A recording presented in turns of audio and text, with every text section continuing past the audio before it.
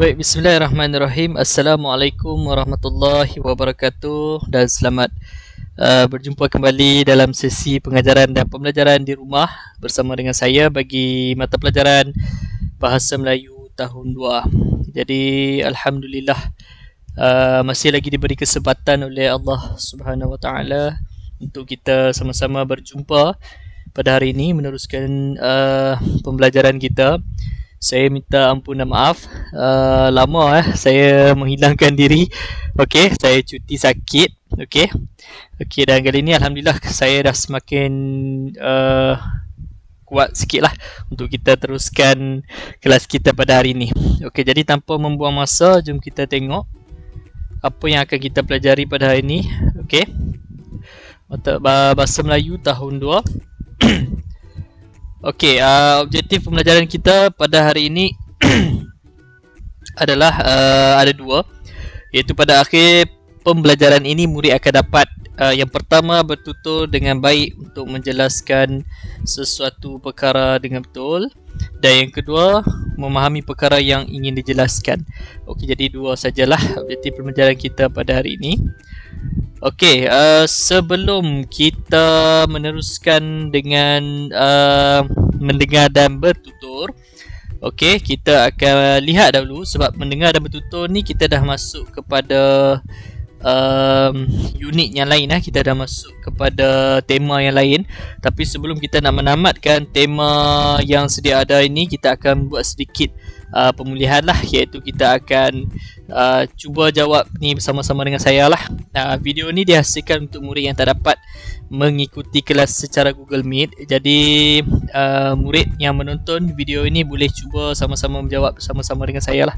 Okay, jadi aktiviti pemulihan ni tak ada apa pun, cuma kita nak orang kata tambahkan lebih kefahaman kita terhadap bagaimana cara kita nak menjawab soalan yang berdasarkan bahan. Okey, daripada bahan tu kamu tengok bahan yang diberikan, kemudian kamu akan jawab soalan tersebut.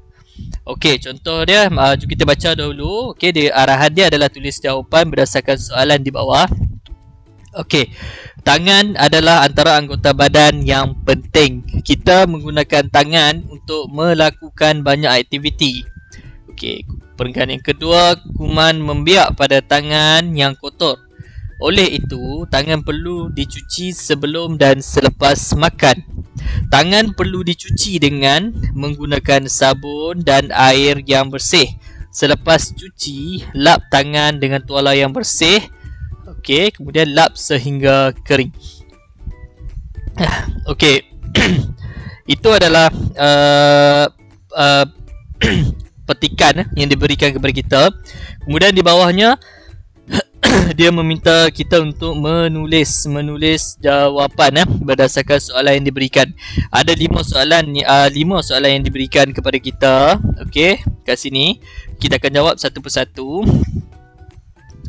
Okey, soalan yang pertama ditanyakan kepada kita, apakah antara anggota badan yang penting? Apakah antara anggota badan yang penting? Okey, dia ada bagi sedikit ayat di hadapan ni untuk kita jawab, iaitu antara anggota badan yang penting ialah. Okey, kita tengok kepada di perenggan pendahuluan yang pertama, perenggan 1. Tangan adalah antara anggota badan yang penting. Okey, jadi jawapan dia antara anggota badan yang penting ialah, kat sini kita akan tulis tangan.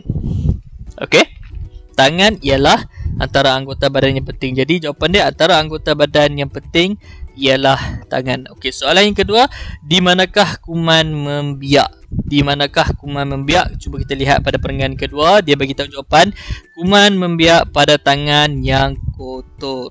Kuman membiak pada tangan kotor. Jadi kita akan masukkan maklumat daripada bahan tersebut ke dalam jawab ni, soalan yang ingin kita jawab ni lah.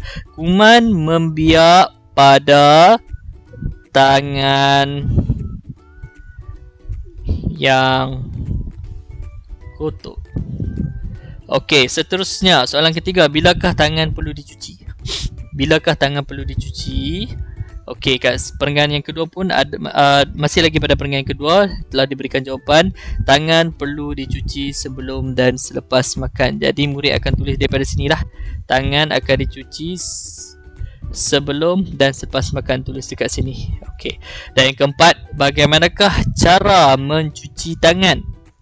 Tengok pada perenggan yang ketiga, tangan perlu dicuci. Kamu akan tulis tangan perlu dicuci dengan menggunakan sabun dan air yang bersih. Tangan tu mesti dicuci dengan menggunakan sabun dan air yang bersih. Okey, soalan yang kelima, apakah yang perlu dilakukan selepas tangan dicuci? Soalan yang terakhir, okey, selepas tangan dicuci, kalau kamu akan tulis daripada sini ya. Selepas tangan, tambah sini tangan. Selepas tangan dicuci, lap tangan dengan tuala yang bersih. Kemudian lap sehingga kering. Kamu akan tulis di bawah ni. Nombor 5 ni panjang sikit lah jawapannya. Okey. Jadi ini sebagai pengukuhan saja kepada kita, sebagai penutup kepada tema yang sebelumnya. Hari ini kita akan masuk dalam satu tema yang baru, iaitu pertama sekali kita akan melihat, kamu akan membaca bersama dengan saya dalam buku teks Bahasa Melayu tahun 2 jilid 1 muka surat 63 dan muka surat 64. Okey, jadi tema yang baru ini diberi nama kebudayaan kita. Kebudayaan kita. Kebudayaan kita ni maksudnya berkaitan dengan budaya. Budaya tu apa yang kita makan, apa yang kita pakai, bagaimana kita bertutur, berkomunikasi dan sebagainya. Setiap orang tak sama. Budaya kita berbeza-beza mengikut kaum, mengikut kepada bangsa. Kalau Melayu lain cara dia, Cina lain cara dia, India lain cara dia, Iban, Kadazan, Kenyah. Semua ada budaya yang tersendiri, ada keistimewaan dia tersendiri. Okey, jadi kita akan tengok satu persatu. Okey, unit 10 unit 10 iaitu uniknya budaya kita. Budaya kita ni unik. Maksudnya unik ni lain daripada lain. Tak sama. Okey, tajuk yang diberikan ialah menariknya tarian dabus. Apa itu tarian dabus? Kita akan pelajari pada hari ini. Okey, pertama sekali kita akan lihat terlebih dahulu ni peta Malaysia ni. Nampak tak dekat belakang ni ada peta Malaysia. Ini Semenanjung. Dan ini adalah Sabah.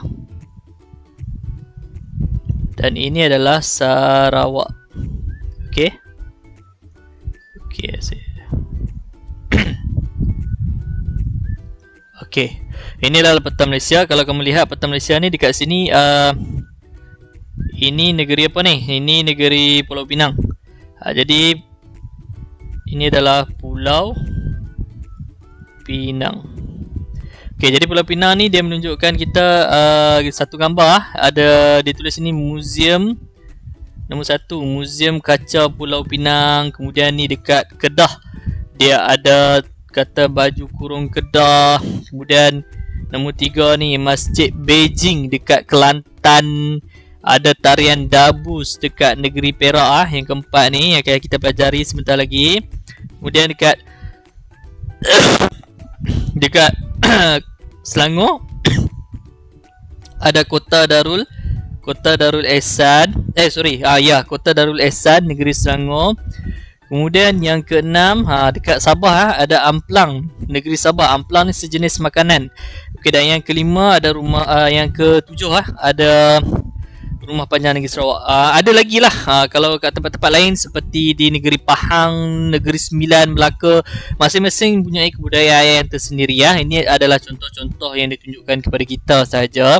Iaitu kebudayaan ini berkait rapat dengan, kalau ni ada tarian, ada berkaitan dengan pakaian, makanan, seni bina dan sebagainya.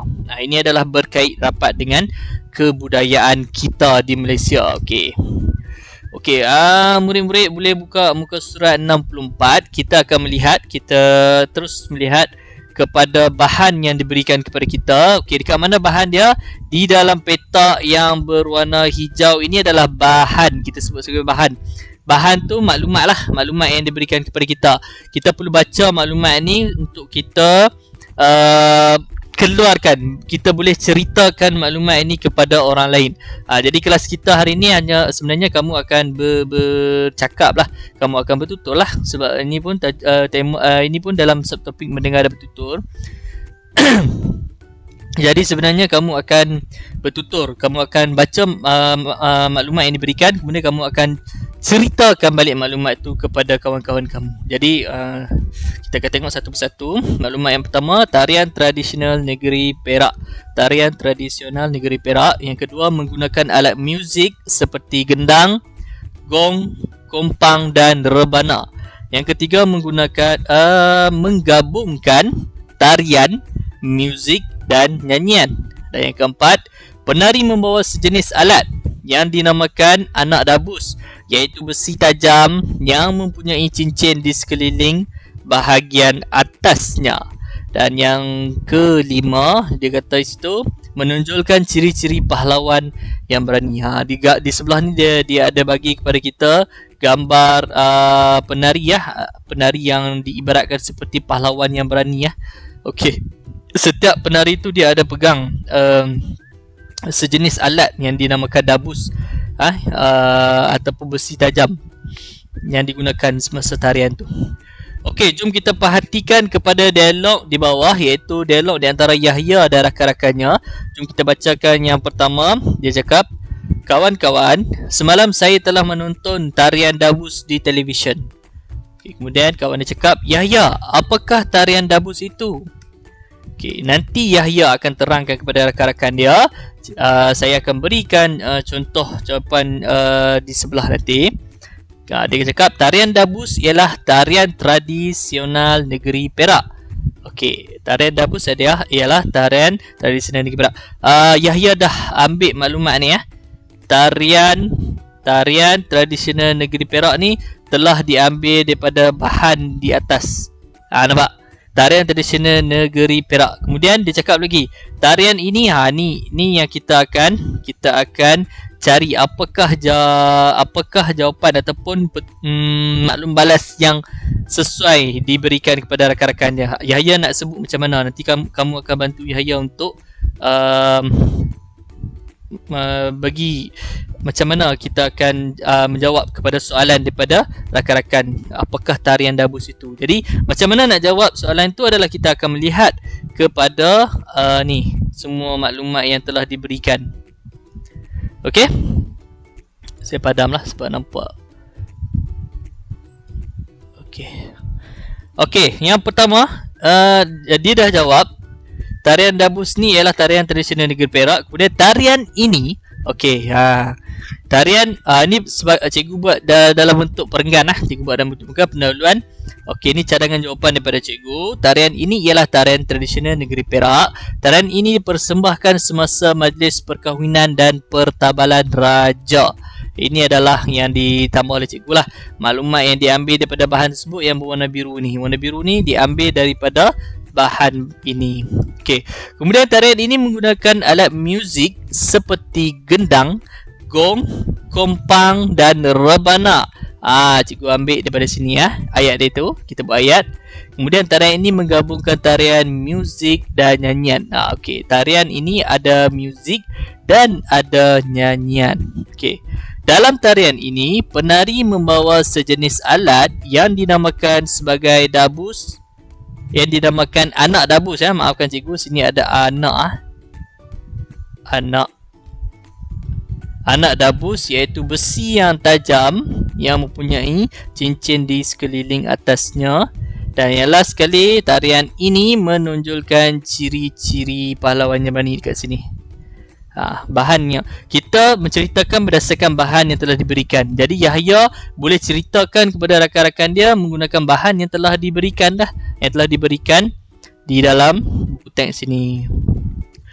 Okey, jadi itu sahaja bagaimana caranya kita nak bertutur secara bertata susila, iaitu dengan cara kamu memberikan maklumat yang tepat, okey, menggunakan bahan. Jadi kita akan lihat. Okey, mari kita lihat bagaimana tarian ini dipersembahkan sebenarnya. Okey, cikgu akan buka kepada kamu. Okey, ini adalah contoh dabus. Dabus nampak? Dabus. Boleh nampak kot gambar dia. Ni adalah dabus yang digunakan dalam tarian ini. Anak dabus, ni anak dabus nama dia. Okey, ni bagian ni macam mana dia punya rupa tarian dia? Ni kita lihat.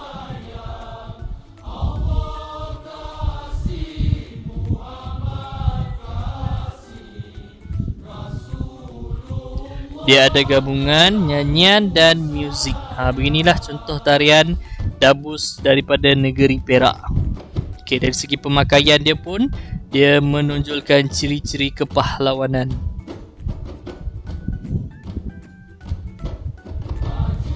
Ini adalah salah satu contoh kebudayaan di bagi negeri Perak. Okay, jadi kalau murid-murid nak tengok dengan lebih lanjut, boleh Google, boleh cari buat carian di internet. Kamu boleh lah cari, kalau ada rezeki dia keluar kat TV, dia cerita lah dekat dalam televisyen. Jadi itu saja kelas kita pada hari ini. Tugasan kamu akan lengkapkan latihan di dalam buku aktiviti Bahasa Melayu Tahun 2 Jilid 1 muka surat 71. Saya ulang, muka surat 71. Okey, jadi kalau ada apa-apa soalan boleh terus PM cikgu secara personal. Okey, itu saja kelas kita pada hari ini. Kita akan, insyaAllah kita akan berjumpa lagi pada sesi yang seterusnya akan datang pada hari Jumaat ni, insyaAllah. Okey, semoga dipermudahkan urusan kamu semua. Okey, Assalamualaikum warahmatullahi wabarakatuh. Jumpa lagi, bye.